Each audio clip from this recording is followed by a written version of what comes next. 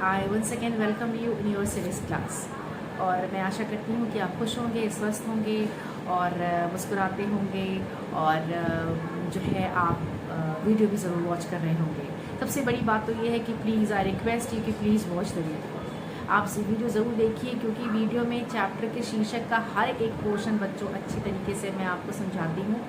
अगर आप वीडियो नहीं देखेंगे तो सिर्फ चैप्टर पढ़ेंगे, वीडियो नहीं देखेंगे तो भी आपको शीर्षक क्लियर नहीं होगा, या सिर्फ आप वीडियो देखेंगे, आप अपनी बुक को छुएंगे भी नहीं या देखेंगे भी नहीं, पढ़ेंगे नहीं तो भी आपको शीर्षक क्लियर नहीं होगा और डाउट्स आपके बने रहेंगे। So please watch the video as well as please read your chapter also. और बिफोर स्टार्टिंग द चैप्टर, हम नया चैप्टर आज हम शुरू करने जा रहे हैं जिस सिविक्स पोर्शन से, जिसका नाम है संघवाद और इंग्लिश में उसको कहते हैं federalism. But before starting the chapter I want to say something about your first unit test. जैसे कि आपको पता ही है कि हमने आपके ग्रुप में फर्स्ट यूनिट टेस्ट का syllabus I have already sent you, मैंने आपको भेज दिया है। और क्या यूनिट टेस्ट में कौन सा शीर्षक आने वाला है ये मैंने ऑलरेडी आपको बता दिया है। बच्चों पूरी चैप्टर आप अच्छे से पढ़िएगा क्योंकि ये ज़रूरी नहीं है कि वो हम आपको एक्सरसाइज में से दें या एक्सरसाइज में क्वेश्चंस आएँ या क्वेश्चन जो मैंने आपको भेजा है सिर्फ आप उसी को पढ़कर चले आइए। Read your chapter, read your lesson thoroughly. बहुत अच्छे से आप अपने चैप्टर को पाठ को पढ़िएगा और पूरी प्रिपरेशन लीजिएगा फर्स्ट यूनिट टेस्ट की। So all the best for your unit test. Now children, आज हम जो चैप्टर शुरू करेंगे और आपको एक चीज़ और मैंने आपको बताना चाहती हूँ कि गूगल मीट जैसा कि सभी क्लासेस के हो रहे हैं तो आपके क्लास का भी जो है वो हिस्ट्री का गूगल मीट वैल्यू या विल टेक, और गूगल मीट के थ्रू जो है मैं आपको पार्ट को पढ़ाऊँगी भी और आपके डाउट्स भी क्लियर करूँगी। So please join positively. Now listen one thing children, now the second chapter from your civics यानी नागरिक शास्त्र का आपका जो दूसरा चैप्टर है वो है आपका संघवाद, जिसको हम फेडरलिज्म भी कहते हैं इंग्लिश में। सबसे पहले इस चैप्टर को शुरू करने से पहले बच्चों हम ये जानें इस चैप्टर में है क्या, पढ़ेंगे क्या। जैसे कि पिछले चैप्टर में हमने पढ़ा सत्ता के विभिन्न अंगों के बारे में पढ़ा और उस किस तरीके से सत्ता का बंटवारा विभिन्न अंगों में होता है, सरकार के विभिन्न अंगों में, सरकार के विभिन्न समूहों में किस तरीके से सत्ता का बंटवारा होता है। हमने श्रीलंका और बेल्जियम के उदाहरण के ज़रिए उसके थ्रू जो है उसके द्वारा हमने इस चीज़ को समझा। अब इस अध्याय में इसी चैप्टर को हम किसी टॉपिक को थोड़ा सा आगे बढ़ा देंगे और इसी टॉपिक से जुड़ा हुआ जो एक आपका टॉपिक है वो संघवाद, लोकतंत्र का जो एक कह सकते हैं कि मजबूत फाउंडेशन, मजबूत जो पिलर होता है, नींव होती है वो संघवाद, वो इसके बारे में इस चैप्टर में हम पढ़ेंगे। और सत्ता के बंटवारे के किसी स्वरूप को, ये एक सत्ता के बंटवारे का एक स्वरूप है संघवाद, इसी स्वरूप के बारे में जो है हम चर्चा करेंगे, जिसको आमतौर पे हम संघवाद कहते हैं यानी फेडरलिज्म कहते हैं। और इसमें क्या होता है, इस लोकतंत्र व्यवस्था में इस संघवाद से जो है अलग अलग समूहों का रहना जो है, एक ही समाज में अलग अलग समूहों का रहना बहुत संभव हो जाता है, आसान हो जाता है। और जो है वो और समाज में और देश में जो है अलग अलग समूहों को बराबर का हिस्सा भी मिलता है, बराबरी के अवसर भी प्रदान होते हैं। साथ साथ हम संघवाद के स्वरूपों के बारे में भी पढ़ेंगे, उसके महत्व के बारे में भी हम पढ़ेंगे। तो और संघवाद को मजबूत करने वाली नीतियाँ के बारे में भी हम पढ़ेंगे, उसके बारे में विश्लेषण करेंगे। और फिर उसके बाद जो है वो हम ये सारी चीज़ों के बारे में इस चैप्टर में हम डिस्कशन या चर्चा करेंगे। चलिए शुरू करते हैं। सबसे पहले हम पढ़ते हैं संघवाद। नाउ पहले संघवाद पढ़ने के लिए सबसे पहले हम जानते हैं कि संघवाद की डेफिनेशन क्या है। व्हाट इज फेडरलिज्म, यानी संघवाद क्या है। संघवाद मतलब संघवाद, व्हाट इज संघवाद, what is federalism. Now children, संघवाद को हम कह सकते हैं कि फेडरलिज्म यानी संगठनात्मक व्यवस्था, यानी जो संगठनात्मक व्यवस्था या संघवाद दोनों एक ही चीज़ है। तो संघवाद को हम कह सकते हैं, परिभाषा देते हैं कि ये इस शासन व्यवस्था में दो या दो से अधिक सरकारें होती हैं। यानी संघवाद एक शासन व्यवस्था है बच्चों, जिसमें दो या दो से अधिक जो है वो आपकी सरकारें काम करती हैं। और इसमें प्रमुख रूप से दो सरकारें होती हैं, एक तो केंद्र सरकार, दूसरा राज्य सरकार, जैसे कि हमारे देश में है। यानी हमारे देश में भी दो सरकारें हैं, केंद्र सरकार और राज्य सरकार। तो हम अपने देश में कौन सी शासन व्यवस्था समझ में आती है, तो हमारे देश में संघीय शासन व्यवस्था, यानी संघीय शासन व्यवस्था वो शासन व्यवस्था है, संगठनात्मक शासन व्यवस्था वो है जो कि जिसमें एक से अधिक सरकारें जो हैं एक ही समय में दो या दो से अधिक सरकारें काम करती हैं और इसमें मुख्यतः दो सरकारें होती हैं, केंद्र सरकार और राज्य सरकार। और दोनों सरकारों की शक्तियाँ जो होती हैं बच्चों, उसे अपनी अपनी शक्तियाँ संविधान से प्राप्त होती हैं और ये सरकारें एक दूसरे के प्रति उत्तरदायी ना होकर जनता के प्रति उत्तरदायी होती हैं। यानी दोनों सरकारें अब एक ही समाज में रहकर एक ही जगह पर रहकर अलग अलग काम करती हैं और इन सरकारों को जो उनकी अपनी शक्तियाँ होती हैं वो संविधान से प्राप्त होती हैं और जो है वो एक दूसरे के लिए उत्तरदायी ये सरकारें नहीं होती हैं और ये जनता के प्रति उत्तरदायी होती हैं। और मुख्यतः इसमें दो सरकारें होती हैं संघीय शासन व्यवस्था में, एक केंद्र सरकार है, राज्य सरकार, जो कि भारत जैसे देश में है। इसका जस्ट उल्टा अगर कहें तो एकात्मक शासन व्यवस्था होती है। एक संघीय शासन व्यवस्था होती है और एक एकात्मक शासन व्यवस्था होती है। तो एकात्मक शासन व्यवस्था जैसे कि टाइटल से ही आपको समझ में आ रहा है कि एकात्मक यानी एक शासनीय व्यवस्था, जो संघीय शासन व्यवस्था की बिल्कुल उल्टी है। यानी इसमें सिर्फ एक ही केंद्र सरकार होती है और कोई दूसरी क्षेत्रीय प्रांतीय सरकार अगर होती भी है तो वो इस केंद्र सरकार के अधीन होती है। और इसमें क्या होता है कि इस व्यवस्था में केंद्र सरकार जो है वो प्रांतीय या स्थानीय सरकार को जो है वो आदेश दे सकती है। यानी केंद्र सरकार के अधीन जो है प्रांतीय और शासनीय या स्थानीय सरकार जो है वो केंद्र शासन के अधीन होती है अगर देश में कोई और प्रांतीय या स्थानीय सरकारें हैं तो। वरना एकात्मक शासन व्यवस्था में सिर्फ एक ही केंद्र सरकार होती है जिसमें सारी शक्तियाँ, सत्ता चलाने की सारी शक्तियाँ उसी सरकार के हाथों में होती है और बाकी सारी प्रांतीय क्षेत्रीय सरकारें उसके अधीन होती हैं, जैसा कि श्रीलंका में था। और संघीय शासन व्यवस्था बनी आपकी बेल्जियम में, जैसा कि पिछले चैप्टर में पढ़ा, वहाँ भी सामुदायिक सरकार बनी थी, केंद्रीय सरकार बनी थी और राज्य सरकार थी। लेकिन श्रीलंका में कोई सरकार ऐसी नहीं बन पाई थी, वहाँ पे एकात्मक की शासन व्यवस्था है आज भी। तो आपको समझ में आ गया कि एकात्मक शासन व्यवस्था क्या है और संघीय शासन व्यवस्था के क्या है, यानी दोनों के बीच ये अंतर आपको समझ आ गया होगा। अब जो है हम बात करते हैं कि संघीय शासन व्यवस्था की कुछ जो है विशेषताएं हैं। अब फेडरलिज्म की क्या कैरेक्टरिस्टिक्स हैं, क्या फीचर्स हैं, क्या विशेषताएं उसकी हैं। जैसा कि एज आई टोल्ड यू, जैसे कि बताया कि यहाँ पर जो है बच्चों को आपकी कुछ महत्वपूर्ण, जैसे कि ये यहाँ सरकारें दो या दो से अधिक सरकारें होती हैं और अलग अलग सरकारें, अलग अलग स्तर की सरकारें जो हैं वो नागरिक समूह पर शासन करती हैं और जैसे शासन करती हैं पर कानून बनाने और कर वसूलने और प्रशासन का जो अपना जो है वो अधिकार क्षेत्र होता है। यानी जैसे कह सकते हैं कि अलग अलग स्तर की सरकारें जो होती हैं वो एक ही नागरिक समूह पर शासन करती हैं, लेकिन कानून बनाने, कर वसूलने का, प्रशासन का, उनका अपना जो है वो अलग क्षेत्र होता है, अलग अधिकार क्षेत्र होता है। तीसरा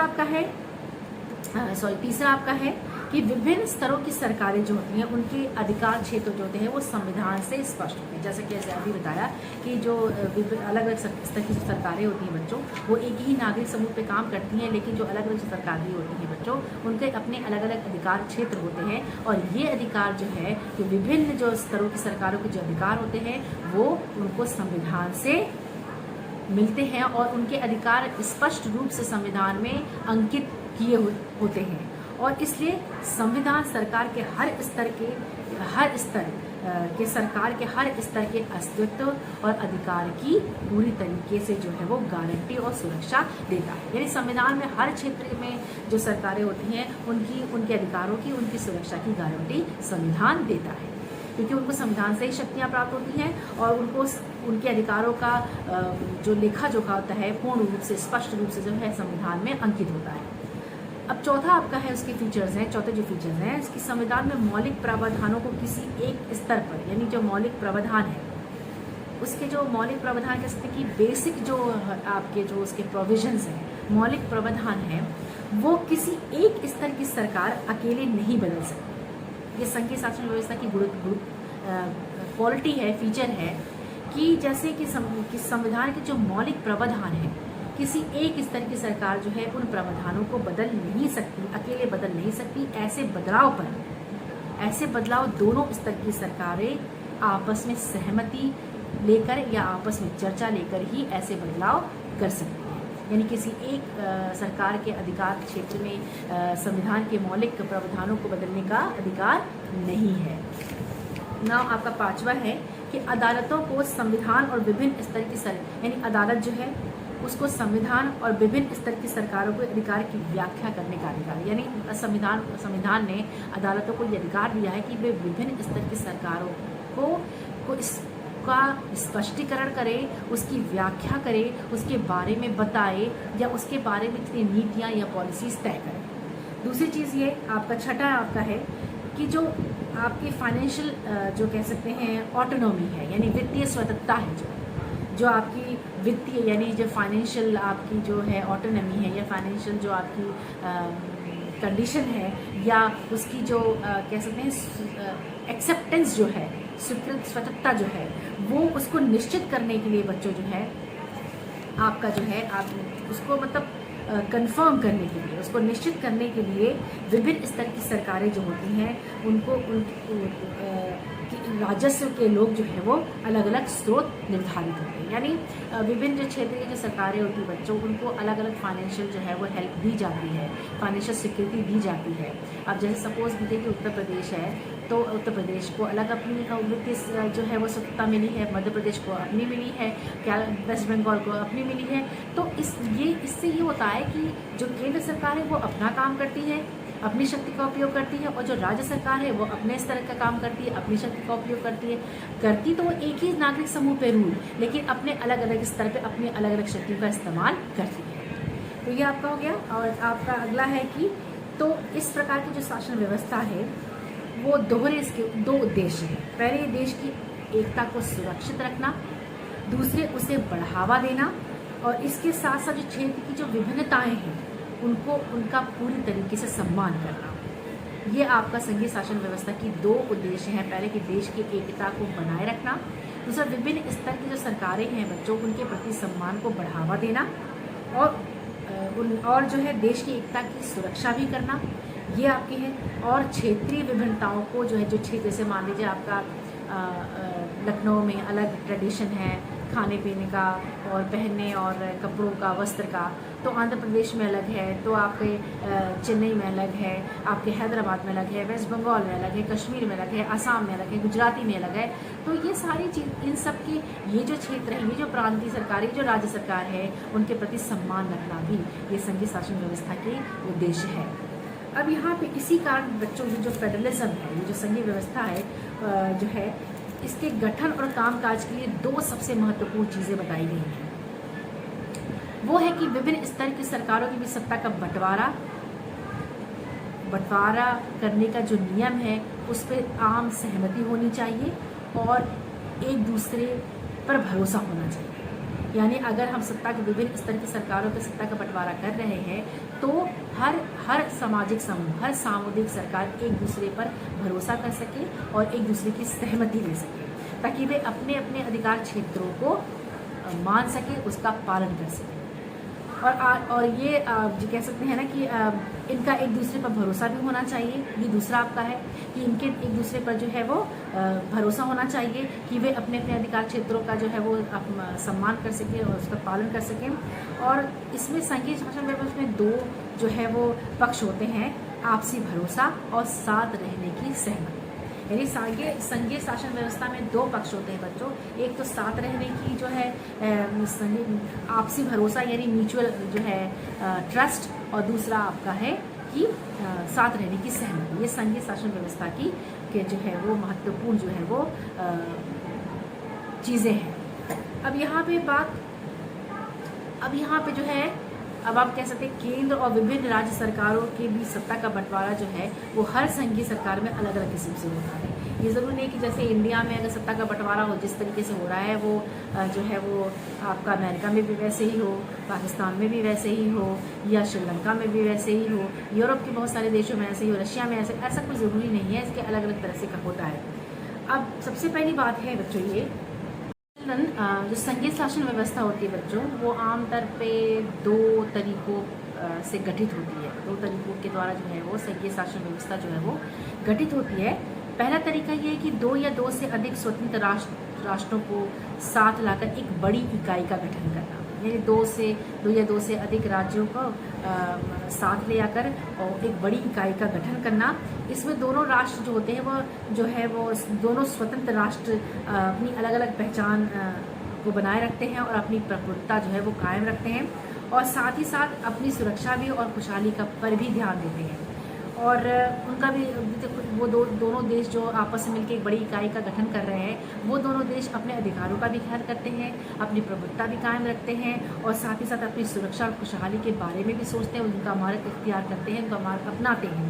साथ आकर संघ बनाने के, जैसे साथ आकर यानी बहुत सारे देश मिलकर साथ आकर एक संघ बनाने का उदाहरण हमारे पास बहुत है, जैसे स्विट्ज़रलैंड है, जैसे कि अमेरिका है, जैसे कि ऑस्ट्रेलिया है, एक्सेट्रा। ये सारे देश जो है वो कई देशों से मिलकर, राज्यों से मिलकर जो है वो एक संघीय व्यवस्था या संघीय देश जो है वो बना है। इसी तरीके से जो है संघीय व्यवस्था को जो है, अब संघीय व्यवस्था जो है वाले मुल्कों में आम तौर पे बच्चों संघीय व्यवस्था की जो चीज़ें हैं वो मुल्क जो देश हैं, यानी संघीय व्यवस्था वाले जो देश हैं वो आमतौर पर प्रांतों पर वो, जैसे जिस देश में भी संघीय व्यवस्था है वो आमतौर पर बच्चों प्रांतों पर जो है वो प्रांतों के अधिकारों का बड़ा ही वो सम्मान करते हैं। यानी जो प्रांतीय सरकार होती है, जो देश की सरकार होती है, जो राज्य सरकार होती है, जो प्रांतीय सरकार होती है, स्थानीय सरकार होती है, उनके अधिकारों का बड़ा ही ध्यान देती है, और वो केंद्र, और इसी वजह से वो केंद्र की अपेक्षा ज़्यादा ताकतवर होती है, उनमें ज़्यादा शक्ति होती है। संघीय शासन व्यवस्था का जो दूसरा तरीका है, जो संघीय शासन व्यवस्था के गठन का पहला तरीका, तो मैंने आपको बताया कि जो आपका होती है कि कोई भी जो 2 या 2 से अधिक स्वतंत्र राष्ट्र जो है वो आपस में साथ मिलकर आते हैं और फिर संघीय शासन व्यवस्था का गठन करते हैं, और ये एक दूसरे के लिए स्वतंत्र होते हैं और अपने अधिकार क्षेत्र वो स्वयं ही निर्धारित करते हैं, और जो है स्वयं निर्धारित क्षेत्र करते हैं। इनको अधिकार क्षेत्र को जो संविधान से मिला होता है बच्चों, उनका अधिकार क्षेत्र अलग होता है, लेकिन जो है इनका अपनी अलग अलग इनको अपनी अलग अलग पहचान बनाने की, रखने की, और अपनी सुरक्षा करने का, या फिर अपने देश को खुशहाल बनाने का पूरा जो है इनको अधिकार होता है। दूसरा जो संघीय शासन व्यवस्था के गठन का दूसरा तरीका है वो ये है बच्चों कि कोई भी देश अपनी आंतरिक विविधता को ध्यान में रखते हुए, यानी इंटरनल डाइवर्सिटीज़ को, आंतरिक जो विविधता है उसको ध्यान में रखते हुए जो है वो राज्यों का गठन करना और फिर राज्य और राष्ट्रीय सरकार की, फिर इसके बाद जब राज्यों का गठन होता है, मतलब कोई भी देश अपनी आंतरिक विविधता को ध्यान में रखते हुए राज्यों का गठन करना, और फिर उसके बाद राज्य और जो है वो सरकार, यानी राज्य और सरकार के बीच सत्ता का बंटवारा होना, ये दूसरा तरीका है। जैसे कि बहुत सारे ऐसे देश हमारे सामने, जैसे भारत और बेल्जियम और श्रीलंका, इसके जो है वो नॉट श्रीलंका में तो आपका जो है एकात्मक शासन व्यवस्था है, तो भारत, बेल्जियम और स्पेन ऐसे उदाहरण हैं जहाँ पे इस तरह की शासन व्यवस्था देखी जा रही है और अभी भी है यहाँ पर। तो बच्चों आज हम जो है यहीं पे आप समाप्त करते हैं, और अगले सेशन में जो है हम इसी चैप्टर को कंटिन्यू करेंगे। और मैं आपको जो है पास शेयरिंग का, तो जो मैं आपको क्वेश्चन जो है आई विल सेंड यू, मैं पास शेयरिंग का क्वेश्चन आपको भेज दूँगी। एंड प्लीज़ यूनिट टेस्ट का जो सिलेबस है आप उसको अच्छे से पढ़ लीजिएगा, और बढ़िया से आप चैप्टर्स को एक बार ज़रूर पढ़ लीजिए, चैप्टर को भी अच्छे से थरली पढ़िएगा। तो children, all the best for your test, और गूगल मीट में फिर हम मिलेंगे और आपसे जो है बातचीत करेंगे, और डाउट क्लियर जो भी आपके डाउट्स होंगे आप उस मीट में भी क्लियर कर सकते हो, और मैं चैप्टर को भी आगे कंटिन्यू करूँगी। So take care of yourself, your family, good bye.